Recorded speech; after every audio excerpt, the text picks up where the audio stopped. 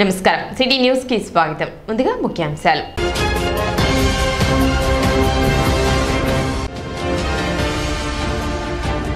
పట్టణంలో ఘనంగా చిట్యాల ఐలమ్మ జయంతి వేడుకలు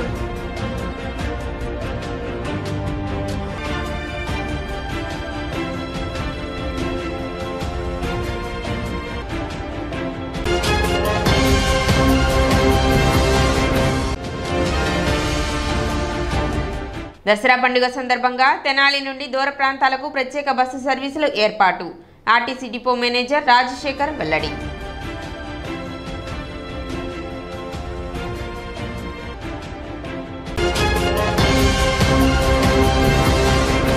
రానున్న దసరా పండుగలను పురస్కరించుకుని తెనాలి నుండి దూర ప్రాంతాలకు ప్రత్యేక బస్సు సర్వీసులు ఏర్పాటు చేసినట్లు Tenali RTC depot manager Rajasekhar తెలిపారు. హైదరాబాద్, బెంగళూరు, విశాఖపట్నం వంటి నగరాలకు ఈ ప్రత్యేక బస్సు సర్వీసులను ఏర్పాటు చేసినట్లు చెప్పారు. వీటికి సంబంధించి ఆన్లైన్ రిజర్వేషన్ ఇప్పటికే ప్రారంభించినట్లు తెలిపారు. అదేవిధంగా తెనాలి ఆర్టీసీ డిపోకు కొత్తగా 10 మంజూరు అయ్యాయని వాటిని త్వరలో మంత్రి నాదెండ్ల మనోహర్ చేతుల మీదుగా ప్రారంభించుకోవడం జరుగుతుందని డిపో మేనేజర్ రాజశేఖర్ వెల్లడించారు. ఈ సంవత్సరం 12 తారీఖున రాబోయే దసరా 12 తారీఖున ఏపీఎస్ఆర్టీసీ తెనాలి డిపో వారు హైదరాబాద్ నుంచి, అదేవిధంగా బెంగళూరు నుంచి, విశాఖపట్నం నుంచి, చెన్నై నుంచి ప్రత్యేక బస్సులు ఏర్పాటు చేయడం జరిగింది. కావాల్సిన వారు ఆన్లైన్లో రిజర్వేషన్ చేసుకొని తమ సీట్లు రిజర్వేషన్ చేసుకోవాల్సిందిగా కోరుచున్నాం. అదేవిధంగా ఈ దసరాకి మనకి మన గౌరవ మంత్రివర్యులు శ్రీ నాదెండ్ల మనోహర్ గారి సహకారంతో మనకు 10 బస్సులు కొత్తగా రావటం జరుగుతుంది. చాలా తొందరలో గౌరవ మంత్రివర్యులు గారి చేతుల మీదుగా మనం ప్రారంభించుకోవడం జరుగుతూ ఉంది. ఇది దసరాకు ముందు ఈ శుభ సందర్భం, దసరా ముందు ఈ కార్యక్రమాన్ని తెనాలి పట్టణ ప్రజలందరికీ తెలియజేస్తూ ఓపెన్ చేయడం జరుగుతుంది. అదేవిధంగా ఈ మధ్యకాలంలో వర్షాలకి మన బస్ స్టాండ్ పాత రోజుల్లో అయితే మొత్తం నీటి మునిగిపోయేది. ఇప్పుడు మోటార్ వేయటం కానీ, సీసీ రోడ్లు హైట్ లేపడం కానీ జరిగి బస్ స్టాండ్లో ఎలాంటి వర్షం వచ్చినా 1-2 గంటల్లో క్లియర్ అవటం జరుగుతుంది. ఇది మన తెనాలి ప్రజలు చిరకాల వాంఛలాగా బస్ స్టాండ్ శుభ్రంగా ఉంచే కార్యక్రమం జరుగుతూ ఉంది. అదేవిధంగా ప్రతి పల్లెకి మొన్న వచ్చిన వర్షాలకి మనం ప్రతి పల్లెకి మంచి సర్వీస్ చేసి ఎక్కడ రవాణా సందర్భంగా ఎటువంటి ఇబ్బంది లేకుండా ప్రజలకి మంచి సర్వీస్ అందించాం. అదేవిధంగా రాబోయే రోజుల్లో కూడా మీరు ఏపీఎస్ఆర్టీసీని ఆదరించి సహకరించవలసిగా కోరుకుంటూ, మనం తెనాలి టు విజయవాడ కనకదుర్గమ్మ అమ్మవారికి దసరా నవరాత్రుల సందర్భంగా అదనంగా బస్సులు ఏర్పాటు చేయడం జరుగుతుంది. కాబట్టి ఈ అవకాశాన్ని కూడా అందరూ సద్వినియోగపరుచుకొని ఆర్టీసీని సహకరించవలసిందిగా కోరుచున్నాం. కొల్లూరు మండలం అనంతపురం గ్రామంలో జరిగిన ఇది మంచి ప్రభుత్వం కార్యక్రమంలో ఎమ్మెల్యే నక్క ఆనంద్ బాబు పాల్గొన్నారు. గడప గడపకు వెళ్లి 100 రోజుల ప్రభుత్వం గురించి అడిగి తెలుసుకున్నారు. 100 రోజుల ప్రభుత్వంపై గ్రామస్తులు సంతోషం వ్యక్తం చేస్తూ అడుగడుగునా ఘనస్వాగతం పలికారు. నక్క ఆనంద్ బాబు మాట్లాడుతూ సంక్షోభంలో కూడా సంక్షేమాన్ని, అభివృద్ధిని వెతికేది చంద్రబాబు నాయుడని, రాష్ట్రంపై 11 లక్షల కోట్ల అప్పులు చేసి రాష్ట్రాన్ని అధోగతి పాలు చేసింది జగన్మోహన్ రెడ్డి అని, విజయవాడ వరదల్లో రాత్రింబవళ్లు శ్రమించి ప్రజలకు అందుబాటులో ఉండి భరోసా కల్పించారు. వరదలు తగ్గిన 10 రోజుల్లోనే ఆర్థిక సహాయాన్ని అందించిన ఘనత ముఖ్యమంత్రి చంద్రబాబు నాయుడుదని అన్నారు. రాష్ట్రంలో యువత ఉపాధి, ఉద్యోగం దిశగా ముందుకు తీసుకువెళతామని, పరిశ్రమలు తీసుకొస్తామని అన్నారు. 100 రోజులు ప్రభుత్వం నడపడానికి చాలా తక్కువ కాలం.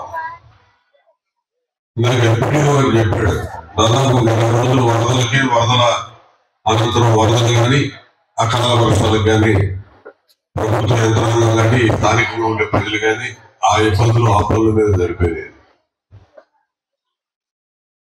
ఇది మనకున్నటువంటి విపత్తే కాదు, రాష్ట్రంతో వచ్చిన విపత్తే.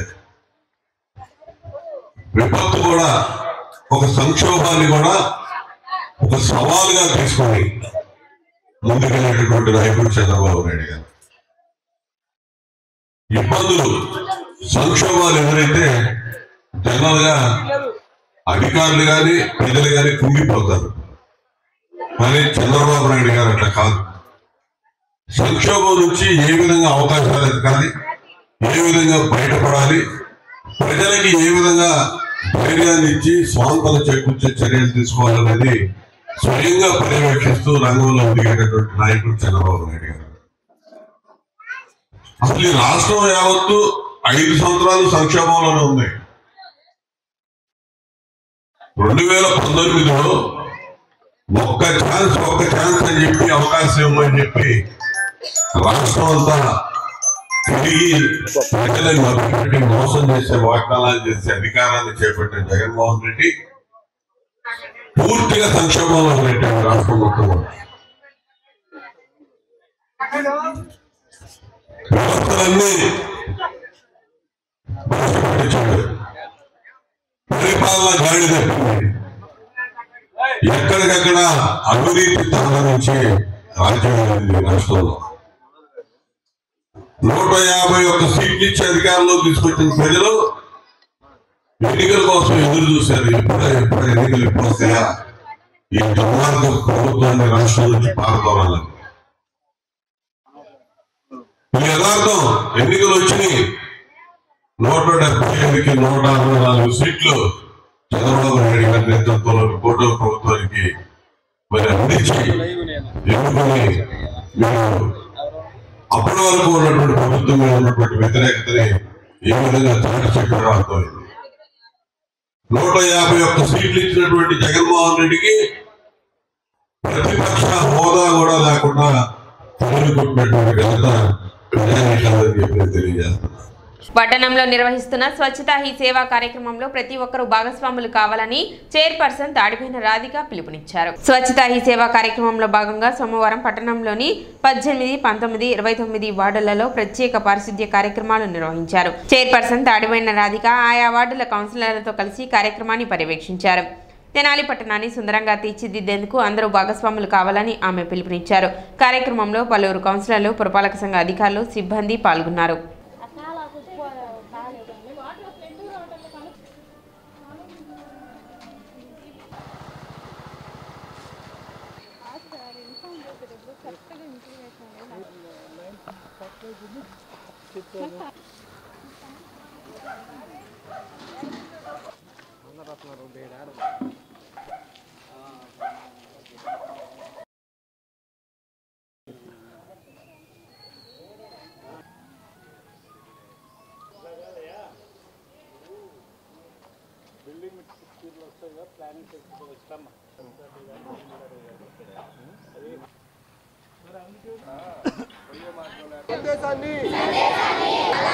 పరిశుభ్రత కోసం చేస్తున్నాను.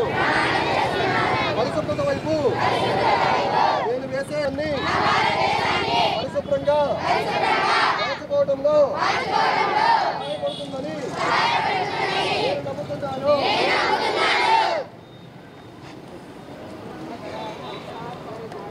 ఎనిమిదో రోజు జరగడం జరిగింది. పారిశుద్ధ్య కార్యక్రమానికి శ్రీకారం చుట్టి అలాగే రాష్ట్ర ప్రభుత్వం, కేంద్ర ప్రభుత్వం ప్రవేశపెట్టిన స్వచ్ఛ హీ సేవా కార్యక్రమంలో భాగంగా 18వ వార్డు, 19వ వార్డు, అలానే 29వ వార్డు రావడం జరిగింది. శానిటేషన్ అనేది కొంచెం లోపంగానే ఉంది, అది తొందరలోనే పరిష్కరిస్తాం. అలానే మా మున్సిపల్ సిబ్బందితో ప్రతి వార్డులో శానిటేషన్ కానివ్వండి, అలానే చెత్త అనేది ప్రజలందరూ వేయకుండా తప్పకుండా డస్ట్బిన్ రూపంలో అందించాలని కోరుకుంటున్నాను. అలానే మన పరిసరాలు శుభ్రంగా ఉంటేనే మన ఆరోగ్యం మెరుగుపరుస్తుంది. కాబట్టి మీ అందరికి కూడా మళ్ళీ ఇంకోసారి రిక్వెస్ట్గా చెప్తున్నాను, ప్రజలందరూ మన ఇల్లు ఎట్లా శుభ్రపరుచుకుంటున్నాము అలానే రోడ్స్ మీద ఎలాంటి చెత్త వేయకుండా ఉండాలని కోరుకుంటున్నాను. స్వచ్ఛత హీ సేవా కార్యక్రమంలో భాగంగా మన పట్టణంలో స్పెషల్ డ్రైవ్ శానిటేషన్ కార్యక్రమాలు జరుగుతున్నాయి. 17వ తారీఖు నుంచి నిన్నటి వరకు కొన్ని వార్డుల్లో జరిగినాయి. ఈరోజు 18th, 19th అండ్ 29th వార్డుల్లో ఈ కార్యక్రమాలు చేపట్టమైంది. శానిటేషన్ కార్యక్రమాలు ముఖ్యంగా చేస్తూ ఉన్నాం. ఈ సీజన్లో శానిటేషన్ సరిగా లేకపోతే కనుక దోమలు వస్తాయి, దోమల వల్ల జ్వరాలు వస్తాయి, ఇంకా ఇతర వస్తాయి. కాబట్టి సీజనల్ డిసీజెస్ రాకుండా చూడాలనేది ప్రభుత్వ లక్ష్యం. దానిలో భాగంగానే మా గౌరవ సిపి గారు, కౌన్సిలర్స్, మిగతా అందరూ కూడా కలిసి వార్డులలో కార్యక్రమాలు చేయిస్తున్నారు. తెనాలి పట్టణ తెలుగుదేశం పార్టీ బీసీసీఎల్ పట్టణ అధ్యక్షులు ఫణిదప దుర్గా ఆధ్వర్యంలో చిట్యాల ఐలమ్మ జయంతి వేడుకలు నిర్వహించారు. ఈ సందర్భంగా రజకపేటలోని ఐలమ్మ విగ్రహానికి పూలమాలలు వేసి నివాళులు అర్పించారు. కార్యక్రమంలో జొన్నాదుల మహేష్, టీడీపీ పట్టణ అధ్యక్షులు తాడిపోయిన హరిప్రసాద్, 19వ వార్డు కౌన్సిలర్ పసుపులేటి త్రిమూర్తి, బ్రహ్మేశ్వరరావు, చాట్రగడ్డ ఆంజనేయులు, కొడాలి సామ్రాజ్యం, కావేటి వేణు, చీమలదన్ను విజయ్, మునిపల్లి రామకృష్ణ, బాబురావు, నరసింహ, పేసర్లంక శ్రీను తదితరులు పాల్గొన్నారు.